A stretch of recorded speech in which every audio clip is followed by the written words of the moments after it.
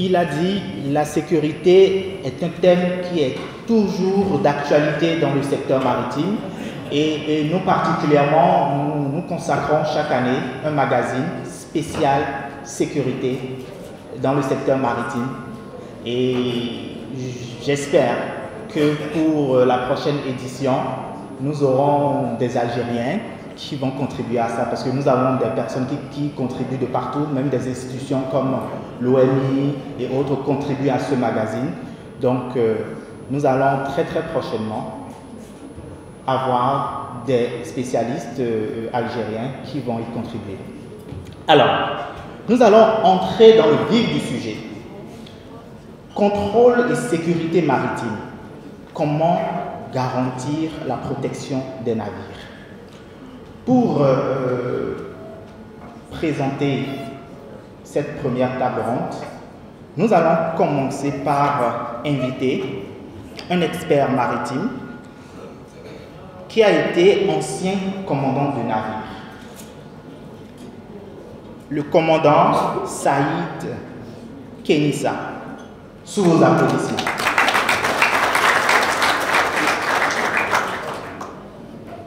Mesdames et messieurs, bonjour. J'ai le plaisir aujourd'hui de présenter avec vous et de traiter un sujet que je considère d'actualité et qui est la détention de navires et donc les mises en conformité avec la réglementation maritime internationale. Si on parle de détention de navires, cela veut dire qu'il y a absence de conformité à la réglementation maritime, cela va de soi. La réglementation maritime, en effet, elle a une influence majeure sur le transport maritime. Vous avez par exemple les principaux impacts, c'est sur la sécurité maritime SOLAS, l'ISM, qui oblige les armateurs donc à adopter un système de gestion de la sécurité. L'impact, si vous voulez, sur la sécurité maritime, vous avez donc des coûts supplémentaires pour l'équipement, la formation de l'équipage et surtout les audits. Vous avez aussi la protection de l'environnement, qui sont des règlements très stricts. Les émissions de soufre, on a parlé de décarbonation là juste il y a quelques minutes. En parlant de ça, je voudrais vous dire que dans 15 jours entrera en vigueur, si vous voulez, cette réglementation, et nous sommes devant un rendez-vous réglementaire qui est la zone Méditerranée qui rentre donc en ECA ARIA. L'ECA ARIA veut dire que on doit se soumettre à 0,1% de l'eau sulfure. Mais actuellement, nous ne voyons rien venir, si vous voulez. Et puis, c'est d'autant plus vrai que cette convention, si vous voulez, elle est entrée en vigueur l'année passée, le 1er mai 2024, mais qu'il y a eu ce qu'on appelle grace period. Grace period for 1 year. Donc là, elle va rentrer en application en vigueur donc le 1er mai prochain. Cela étant dit, nous continuons sur les impacts. Vous avez la MLC 2006, qui sont les normes sociales du travail, les droits des marins, le temps de repos, les salaires et les conditions de travail. Il y a aussi un impact sur la compétitivité des compagnies. Il y a certains ports qui peuvent refuser l'accès aux navires, qui sont non conformes. Il y a aussi un point très important, qui est la digitalisation et la traçabilité en ce qui concerne la traçabilité des cargaisons, la sûreté, l'automatisation des déclarations douanières et le cybersécurité, maritime cybersécurité. Vous avez donc l'impact, c'est un peu l'accélération de la digitalisation. Et aussi paradoxal que cela puisse paraître, si vous voulez, la réglementation maritime, c'est vrai qu'elle impose des coûts, mais elle pousse aussi à l'innovation, à la sécurité et à la durabilité. les compagnies qui s'adaptent, si vous voulez, elles peuvent même en tirer un avantage. Je vais vous passer rapidement les Port State Control qui font donc les détentions de navires, les inspections de navires. Vous avez 6 Memorandum of Understanding. Vous avez le Tokyo, le Paris, l'Abuja, Riyadh, Black Sea, Caribbean Memorandum of Understanding, Indian Ocean. Vous avez Vina del Mar pour l'Amérique du Sud et vous avez donc, en ce qui nous concerne, le MOU de la Méditerranée. Je passe rapidement les fonctions. Si vous voulez, les fonctions du PSC, c'est plutôt la compliance with the SOLAS, MARPOL, Roadline, STCW, COLREG, l'ITC, l'International Tonnage Convention, et puis la MLC 2006. Les Port State Control, généralement, ils identifient les navires, ce qu'on appelle les navires en substandard. Substandard ship. C'est quoi un navire en substandard ship? C'est un navire où, par exemple, machinery equipment or operational safety is substantially below the standard required by the relevant convention, or whose crew is not in conformance with the safe manning document. Ça, c'est un peu la définition d'un navire qui n'est pas en bon état de navigabilité et qui est classé donc en substandard ship. Mais, si vous voulez, la responsabilité primaire de ce standard relève de l'état du pavillon, flag state. Il a une part très importante, puisque c'est lui qui a ratifié les conventions internationales, donc il est le garant de l'application, et donc son rôle est très actif et très recommandé. Une détention de navire, c'est quoi? L'officier du Port State Control, généralement, detention will result from a deficiency or of a serious nature or a combination of deficiencies. C'est-à-dire qu'il y a des observations, des prescriptions qui sont très sérieuses, ou bien une combinaison de plusieurs prescriptions.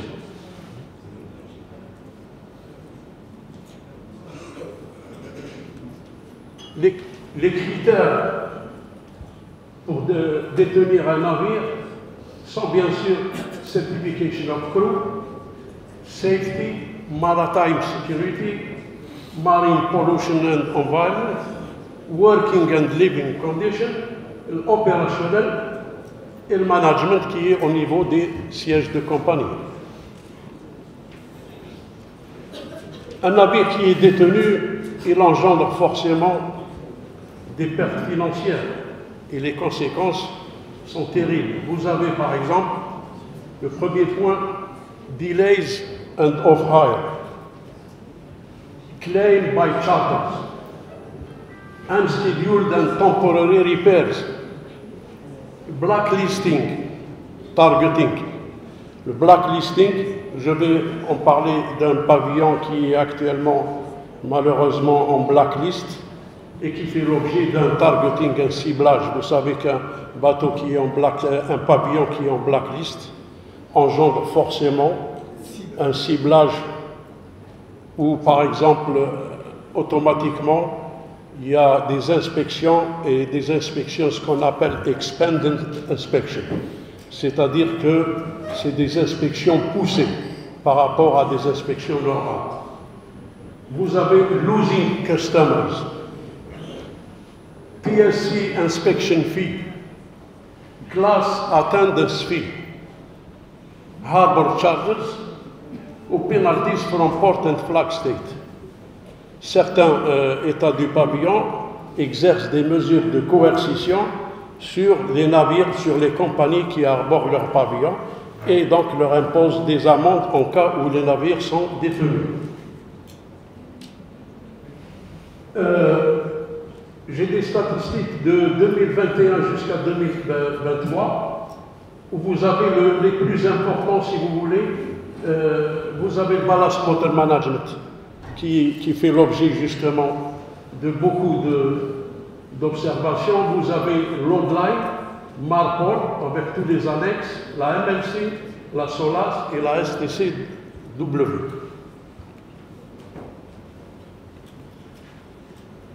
Les types d'inspection sont ce qu'on appelle Initial Inspection. Au début, le navire, si vous voulez, c'est le most basic level of inspection.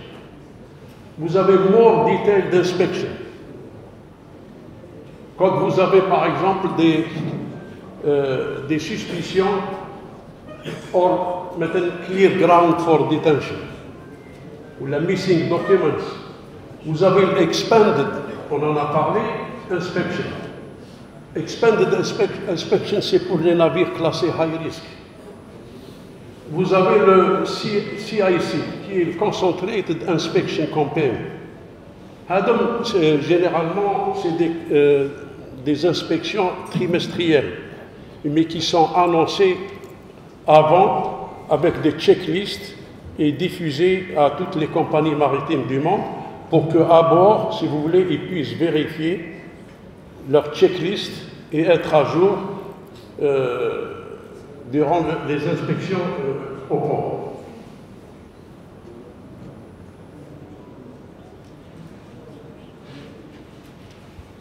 Les CIC HADOM, généralement, quand vous voyez un peu, c'est toute cette liste qui sont concernées, MLC, Structure Safety, Cargo Securing Arrangement, Tanker Damage Stability, Crew Familiarization, Enclosed Space Entry, Harmful Substances, Power of Rest, Lifeboat Propulsion, Safety of Navigation, Fire Safety, with l'ISM code. S'il y a détention, comme on a dit, vous avez trois acteurs principaux. Les trois acteurs sont, pour non-compliance or shortcomings, vous avez les armateurs, c'est les premiers concernés. Vous avez l'état du pavillon aussi, et vous avez les sociétés de classification aussi, qui sont concernées par les détentions. Et tout ça, si vous voulez, ça permet d'engendrer des navires en sous-standard, self-standard ship.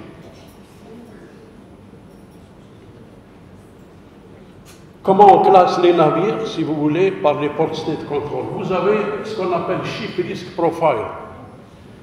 Ship Risk Profile, c'est un profil qui est attribué, si vous voulez, à tous les navires selon le nombre d'observations qu'il a. Vous avez le High Risk, Standard Risk, Low Risk. Et qu'est-ce qui fait la différence entre ça? Quand vous êtes classé High Risk, c'est tous les 5-6 mois que vous avez une inspection, automatiquement, même avant. Si vous êtes un Standard Ship, les Port State Control vous laissent tranquille de 10 à 12 mois après la dernière inspection, ce qui vous laisse le temps. Et vous avez Low Risk, c'est de 24 à 36 mois quand vous faites une inspection. Donc, comme vous voyez ici, si vous êtes en High Risk, vous êtes sûr que les inspections se multiplient. Et quand on multiplie les inspections, on multiplie les observations. On a dit Ship Risk Profile, vous avez aussi les compagnies performance. Les compagnies aussi sont notées par les Port State Control. Vous avez ce qu'on appelle Company Deficiency Index, c'est-à-dire ça ajoute les observations relevées à la compagnie, et vous avez les Company Detention Index. Ce sont des indices qui permettent de situer votre compagnie si vous êtes dans le below average ou above average. Vous avez aussi, on a parlé du troisième intervenant, c'est les sociétés de classification. J'ai un exemple ici de ce qu'on appelle Recognized Organization. Vous avez par exemple le nombre de détentions par classe. Le premier qui se suit, c'est l'American Bureau of Shipping. Vous avez une détention sur les 3 années. Par contre, si vous allez au DNV, vous avez 31 détentions. Si vous avez le China Classification, vous avez une. Lloyd Register 26, RINA 15, Bureau Veritas 35, et ainsi de suite. Donc, si vous voulez, le choix des sociétés de classification importe beaucoup pour les armateurs.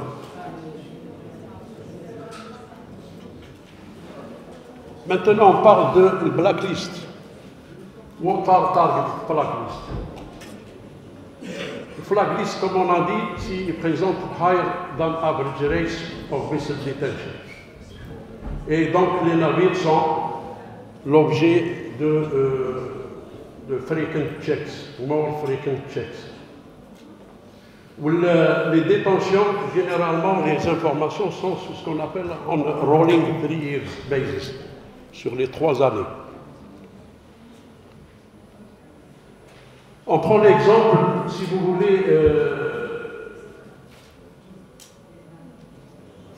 de ce pavillon. Si vous voulez, vous avez les navires qui ont été, si vous voulez, inspectés, les RORO, Oil Tanker, Chemical Tanker, Oil Tanker, General Cargo, Multipurpose, Gas Carrier, Container, Chemicals, Bulk Carrier. Si on prend par exemple sur les 3 années, parce que vous avez en rolling 3 years basis, vous avez par exemple ce pavillon qui a eu 90 inspections. Et vous avez 12 détentions sur les 3 années, ce qui est énorme.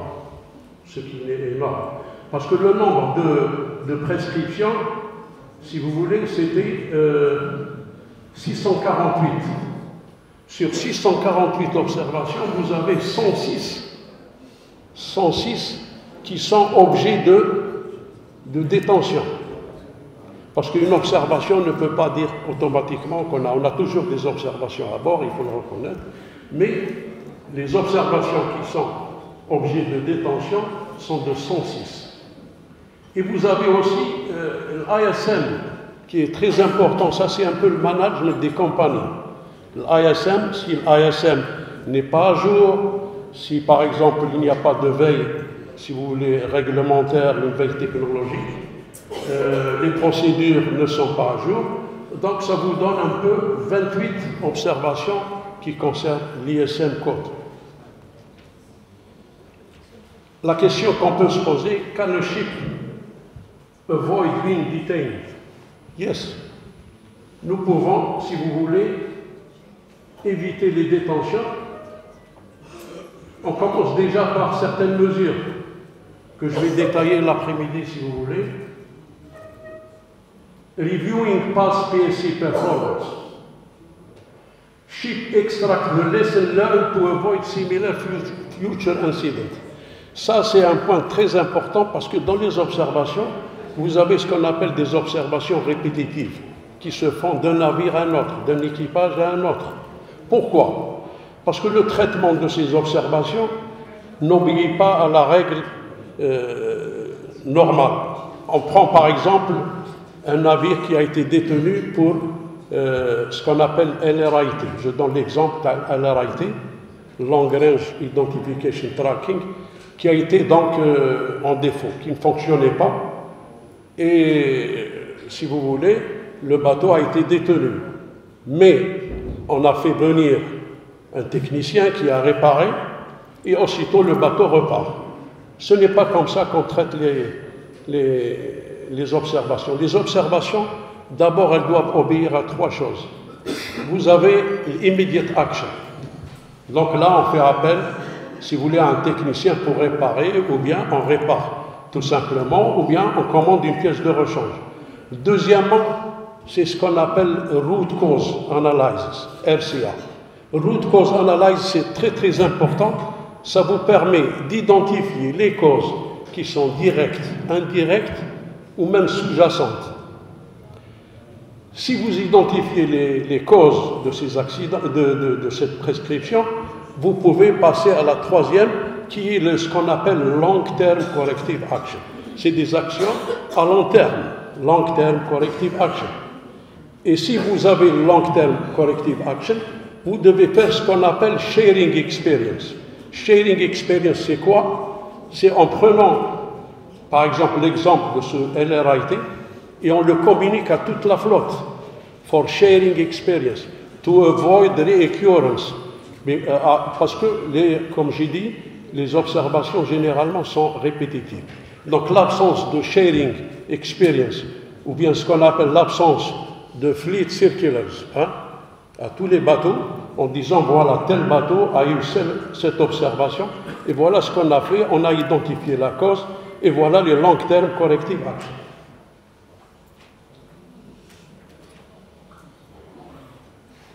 Minimize the risk of a port state control detection. Vous avez d'abord adhéré à la réglementation internationale, ce qui est logique. Flag state requirement. Vous avez regular maintenance and inspection.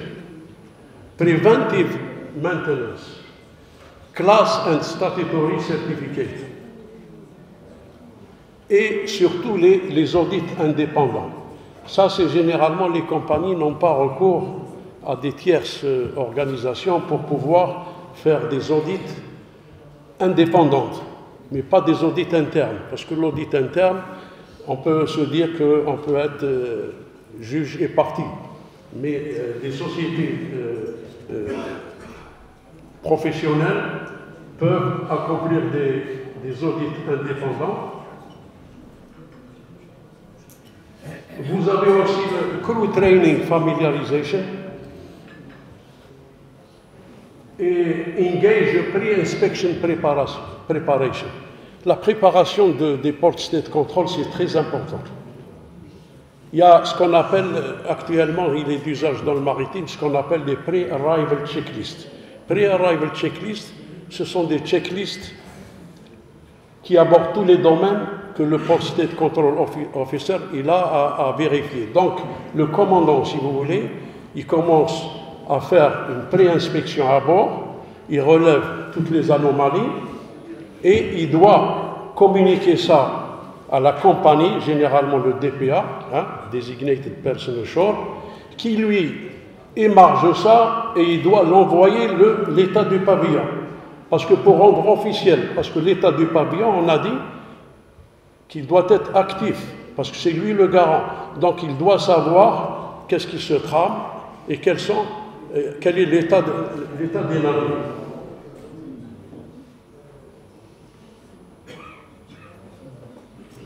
Donc tout ça, c'est une série de préparations pour les inspections. Vous avez la pollution, vous avez le hazardous material, ça c'est l'environmental audit, des audits d'environnement. Vous avez le work and rest hours, le crew management well-being. Et les crew complaints, parce que beaucoup aussi de détentions concernent des réclamations des équipages. Vous savez que la MLC, elle autorise les marins, si vous voulez, à faire à se plaindre, si vous voulez, et donc à faire valoir ça à la compagnie pour pouvoir résoudre leurs problèmes, que ce soit des problèmes de salaire, de nourriture ou bien de well-being.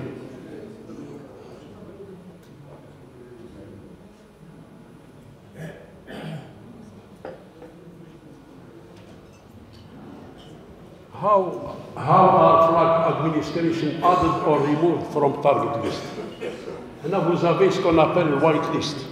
Ça, c'est des bateaux, on a dit, qui vont être inspectés entre 24 et 36 mois. Vous avez le grey list for average performance et vous avez le black list. Et généralement, c'est sur les 3 années, les 3 dernières années, quand on peut se déplacer, par exemple, de blacklist à grey list. Vous avez aussi les US Coast Guard, qui généralement, ils ont un programme, ce qu'on appelle le Qualship 21 programme. Le Qualship, c'est un programme d'excellence pour les compagnies qui peuvent adhérer, si vous voulez, ils peuvent rentrer. Et donc, pour les bateaux qui ont une high performance.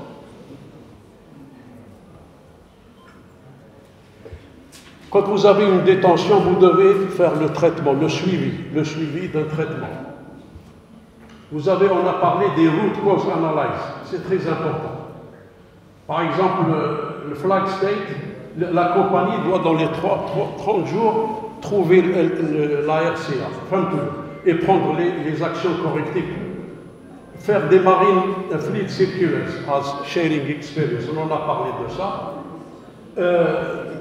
L'état du pavillon doit initier additional survey, puisque un de leurs bateaux est.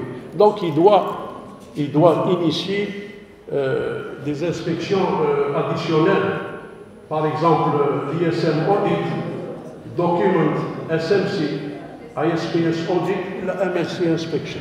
Et ça, il le fait aux frais de la compagnie. Généralement, je parle parce que j'ai travaillé beaucoup avec le Panama Flag, si vous voulez, donc c'est aux frais des armateurs. L'Additional Inspection Survey, Shipboard and Shore-Based Safety Management.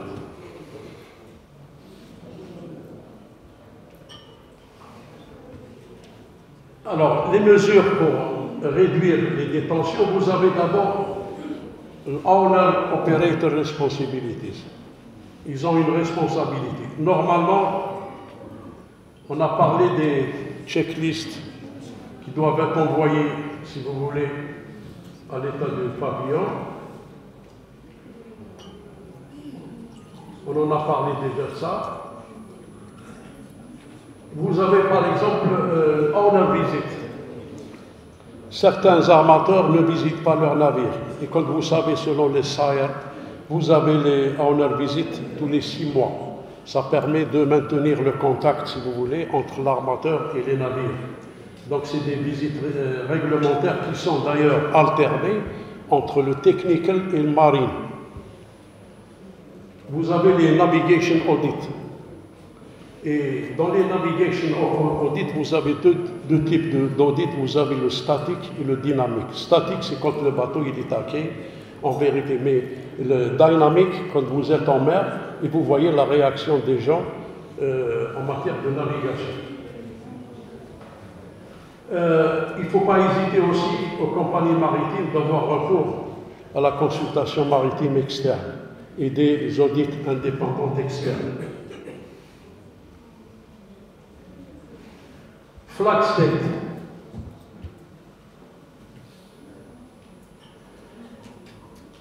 Certains flag states prennent des mesures de coercition envers les armateurs, si vous voulez. Ils peuvent même aller jusqu'à augmenter les taxes annuelles. Et généralement, elles ont ce qu'on appelle detention policy. C'est une politique qui traite des sujets, si vous voulez, des sujets et des procédures à mettre en place quand vous avez un navire qui est détenu. Et la possibilité aussi pour le flag state d'avoir ce qu'on appelle un Bureau of Marine Accident qui permet d'avoir des statistiques sur les accidents, sur les détentions et qui sont mis à jour à chaque fois. Recognize Organization Responsibility. Ils ont, si vous voulez, certaines responsabilités. Comment suivre une détention de navire en faisant aussi des investigations, des root cause analyses et ainsi de suite, ainsi que des recommandations pour éviter que cela ne se reproduise. Établir des procédures aussi. Et pour finir, vous avez corrective measures for detained vessel. Il ne faut pas hésiter à avoir ce qu'on appelle Additional ISM Vessel Audit of the Ship Safety Management, Safety Management Certificate, ou bien Additional Company Audit. Je vous remercie, mesdames et messieurs, pour votre attention. Merci.